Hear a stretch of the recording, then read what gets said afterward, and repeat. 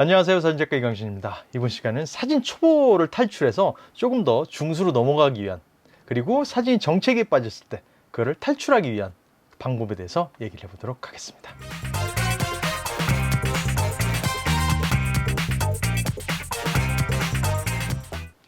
사진을 찍다 보면은 어느 순간에 정체기에 빠질 때가 있죠.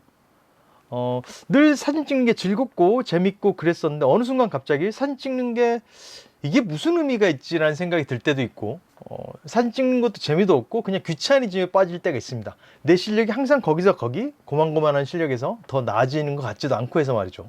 그럴 때 과연 어떻게 이걸 극복해내고 내 사진 실력이 조금 더 올라갈 수 있는지에 대한 얘기를 해볼까 하는데, 뭐 여러 가지 방법들이 있습니다만 제가 오늘 말씀드린 방법들은 실생활에서 그렇게 어렵지 않게 할 수 있는 방법들일 것 같습니다. 가장 쉬운 방법은 사진에 있어서 좀 정체기 그리고 뭐 권태기를 탈피할 수 있는 가장 정확하고 빠른 방법은 바로 금융출이겠죠.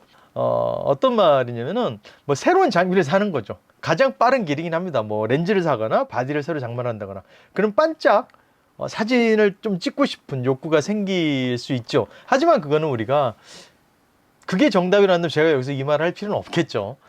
그걸 빼고, 그러니까 뭐 렌즈나 카메라를 새로운 걸 영입하는 거를 뺀 상태에서 그럼 나머지 얘기들을 한번 해보도록 하겠습니다. 먼저 첫 번째는 늘 찍어오던, 여러분들이 머릿속에 갖고 있던 구도들이 있을 거예요. 뭐 황금 비율이라든지 뭐 대각선 구도, 수평 구도, 수직 구도, 그런 구도들을 항상 염두에 두고 프레임 안에 그 구도를 짜 맞춰가면서 촬영을 진행했을 거란 말이죠. 하지만 근데 그렇게만 찍어서는 초보에서 벗어나기가 쉽진 않죠. 그리고 그렇게만 찍었기 때문에 사진이 재미가 없는 거죠. 그거를 조금 탈피를 해서 좀 다르게 찍어보는 거죠. 일상적으로 늘 틀에 박힌 우리가 교과서나 어떤 이론서에서 봤던 정형화된 구도, 그 구도를 벗어나서 촬영을 해보시는 거죠. 뭐 예를 들어서 하늘과 땅이 일반적으로는 황금 비율이라 그러면은 내가 주제로 삼는 거를 2, 아닌 걸 1로 잡겠죠. 근데 그거를 좀 틀어서 그냥 딱 절반 구도로, 하지만 절반이지만 좀 촌스럽지 않게 거기에 반영을 준다든지 그런 식으로 조금 틀어서 촬영을 해보는 거죠. 시선은 방향에 여백을 줘라, 일반적인 이야기죠. 하지만 시선 방향에 짧게 뒤쪽을 더 여백을 주고 이쪽에 다른 뭔가 피사체를 하나 집어넣고 촬영한다든지, 스탠다드 일자인 사진이 아니라 조금 틀어서 촬영해 본다든지, 좀 다양한 앵글의 변화를 줘 촬영해 보는 것도 하나의 방법이 될 수 있습니다. 늘 똑같은 구도, 항상 틀에 박힌 형식적인 구도로만 촬영한다면은 창의적인 사진은 만들어내기 좀 쉽진 않겠죠. 그거를 벗어나는 것도 여러분의 사진 권태기를 이겨낼 수 있는 하나의 방법이 되지 않을까요?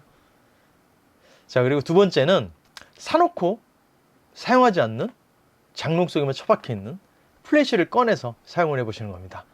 아마 많은 분들이 카메라를 처음에 구입할 때 플래시도 같이 구입하시는 분들이 굉장히 많이 있을 거라고 생각을 해요. 일반적으로 플래시들은 스튜디오 이런 데 쓴 대형 플래시가 있고, 카메라에 장착해서 뭐 이런 조그만 카메라에, 이런 카메라에 위쪽에 이렇게 꼽아서 하슈에 꽂아 쓰는 소형 플래시가 있겠죠. 일반적으로 소형 플래시 하나쯤 장만들을 하신 분이 많이 있을 거라고 보는데, 하지만 그 플래시를 사놓고 사용하지 않고 계신 분들이 훨씬 많을 거라고 생각을 해요. 나는 굳이 밤에 찍을 일이 없어, 플래시 사용하면 너무 사진이 이상하게 나오고 플래시 사용은 너무 어렵다라는 선입견 때문에 플래시 사용하지 않으시는데, 플래시를 사용해 보면은 또 다른 사진의 재미를 느끼실 수가 있을 거예요. 그렇게 해서 플래시의 즐거움을 또 알아가면서 빛을 내가 직접 핸들링하는 그 맛에 또 사진 찍어보는 거 아니겠어요? 플래시도 선막 동조, 후막 동조가 있고, 플래시에도 굉장히 여러 가지 다양한 기능들이 있습니다. 플래시로 만들 수 있는 여러 가지 그런 다양한 기법들이 있기 때문에 그것들을 뭐 제 채널뿐 아니라 다른 채널에서도 많이 다루고 있을 거예요. 제 채널에서도 찾아보시면은 플래시를 활용한 촬영법들이 많으니까, 인물이건 뭐 정물이건 그런 것들을 활용해서 플래시를 활용해서 촬영해 보시면은 또 색다른 사진들을 만들어내면서 사진이 조금 더 흥미가 생기지 않을까 싶어요. 가장 쉽게 할 수 있는 건 몰빵을 촬영이겠죠. 많이들 보셨을 거예요. 크라운 만드는 거, 물이 뻥 떨어져서 팡 튀면서 왕관 모양이 생기는 거를 할 때는 프레시 갖고 있어야 되는 거죠. 그럼 프레시 촬영을 한다든지 다양한 방법의 프레시를 활용해서 촬영해 보시는 거죠. 그리고 세 번째는 늘 줌렌즈로 촬영하시는 분들이 많을 거예요. 줌렌즈 익숙해져 있기 때문에 그걸 버리고 하루 정도라도 오롯이 단렌즈 하나만 가지고 촬영을 해보시는 거죠.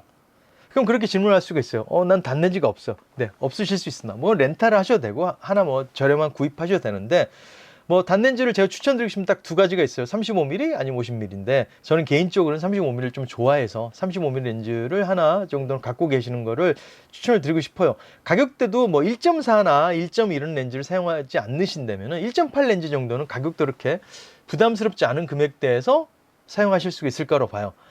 사실 개인적으로는 뭐 1.2, 1.4 렌즈보다 1.8 렌즈를 추천드리고 싶어요. 너무 개방해서 확 다 날아간 사진보다는 어느 정도 스토리도 있고 이야기를 담을 수 있는 1.8 렌즈가 가성비 면으로도 그리고 사용하기에도 훨씬 좋지 않을까라는 생각이 들어요. 저도 뭐 0.95짜리 렌즈도 있고 1.2짜리, 1.4짜리 렌즈도 갖고 있지만은 뭐 너는 있으면서 그런 말을 이렇게 말할 수 있지만은 저는 뭐 업으로 하는 사람이고 실질적으로 제가 그리고 뭐 제가 필요한 스냅들을 찍거나 제 일상의 기록들을 할 때는 저도 1.8 렌즈를 훨씬 선호를 합니다. 일단 더 가볍고 기동성 뛰어나기 때문이죠. 그리고 줌 렌즈를 쓰다가 단 렌즈를 꽂고 촬영해 보시면은 여러 가지 생각이 드실 거예요. 줌 렌즈는 내가 가만히 있는 자리에서 줌을 당겨서 이야기를 만들고 그리고 무엇을 찍어야 될지를 포착을 하게 되는 거죠. 하지만 단 렌즈를 끼고 촬영하다 보면은 자꾸 생각을 하게 됩니다. 여기서 내가 뭘 찍어야 되지? 그리고 뭐 어떤 화각을 잡아야 되지? 계속 머릿속으로 다양한 생각을 하게 되는 거죠. 그렇게 되다 보면은 조금 더 피사체를 바라본 시각이 조금 더 넓어질 수가 있습니다. 좀 다른 시선으로 바라보게 돼요. 왜냐면은 내가 걸어가서 직접 발줌이라고 하죠. 직접 그 피사체에 다가가서 찍어보고 조금 이동 동선도 많아지고 그렇게 되면서 조금은 더 내가 평소에 찍었던 사진과 다른 사진들을 만들어낼 수 있게 되는 것이죠. 단렌즈의 장점은 화각을 내 화각으로 익힌다는 장점도 있지만은 그거 말고도 촬영할 때 한 번 더 생각을 하게 해준다는 그런 장점이 굉장히 많기 때문에 하루 정도는 오롯이 단렌즈 하나만 물리고 그냥 주위를 돌아보시는 거죠. 그렇게 되면 내가 뭘 찍어야 될지가 확실히 머릿속에 각인이 되실 겁니다. 그리고 다음은 주제를 선정해서 촬영해 보시는 거죠. 많은 분들이 주제를 갖고 촬영을 해야 된다는 걸 알고 있지만은 그거를 실질적으로 실행 옮기시는 분들 별로 없을 거라고 봐요. 왜냐면은 주제를 그럼 어떻게 잡아야지가 항상 머릿속에 숙제처럼 남아있고 난 주제를 뭘 선정해야 될지 모르겠어 하기 때문에 늘 소재주의 사진, 그냥 뭐 여기 있는 뭐 안경을 찍는다든지 뭐 시계를 찍는다든지 물병을 찍는다든지 이런 식으로 소재에만 국한되는 사진을 찍기 때문에 사진이 재미가 없어지게 되는 거죠. 주제를 가지고 찍다 보면은 훨씬 내가 그 주제에 근접한 사진을 찍게 되면서 사진의 즐거움이 늘어납니다. 근데 항상 고민이죠. 어떻게 주제를 잡아야 될까? 찬수의 주제는 어떻게 보면은 한 개의 내가 찍고 있는 피사체일 수도 있고, 난 사과를 하나 찍었어요. 그럼 사과가 주제일 수는 있겠죠. 하지만 조금 더 넓게 보자면은 한 문장으로 함축할 수 있는 하나의 이야기가 될 수도 있는 거겠죠. 그래서 하나의 소재를 가지고 주제를 표현해보는 연습을 해보는 거죠. 하루는 굉장히 즐거웠다고 칠게요. 나는 즐거움이라는 하나의 키워드, 그러니까 하나의 워딩을 표현해내고 싶은 거죠. 사진으로. 그 주제를 어떤 소재를 통해서 표현해낼 것인가. 그랬을 때 사진 실력은 확 성장을 하게 됩니다. 소재로 주제를 표현하는 거. 그 연습을 하시다 보면은 자연스럽게 사진에 제목을 붙이는 것도 익숙해질 수가 있을 거예요. 그럼 어떤 소재를 가지고 그 주제를 표현할 것인가를 고민하게 되는 거죠. 그 고민과 그리고 그 어떤 소재를 찾아다니면서 자꾸 보게 되는 거죠. 그 바라봄의 연습을 통해서 사진은 일취월장하게 될 것을 제가 약속드릴게요. 한번 꼭 해보시면은 굉장히 도움이 되실 거라고 봐요. 그리고 또 하나 말씀드리자면은 과감하게 생략하자. 뭘 생략할까요? 사진 찍으면서 제가 제 영상 보시면 제가 초창기 때 늘 했던 말이 있어요. 사진은 백이다. 그렇죠? 그림은 빈 캔버스에 한 개 한 개 더해가는 과정이고 사진은 이미 꽉 차 있는 세상에서 내가 뭘 빼고 찍어야 될지를 결정하는 과정이 사진이겠죠. 근데 찍다 보면 자꾸 욕심이 나죠. 그래서 초보의 사진과 조금 더 잘 찍는 중수 고수의 사진은 얼마만큼 더 함축적으로 심플하게 찍느냐가 차이가 있을 거라고 봐요. 그래서 좀 과감하게 생략을 하시는 거죠. 풍경사진을 찍을 때도 나는 얘도 담고 싶고 쟤도 담고 싶고 막 담고 싶어요. 과감히 빼보세요. 그리고 한 개에만 오롯이 집중을 하시는 거죠. 하나의 피사체, 하나의 주제만 부각되게 촬영을 해보시면은 훨씬 사진 실력이 늘고 조금 더 밋밋했던 사진이 조금 더 재밌는 사진으로 바뀔 수가 있게 될 수 있을 거라고 봐요. 그 생략하는 과정을 연습을 하시다 보면은 확실히 사진이 조금 재미있어질 거예요.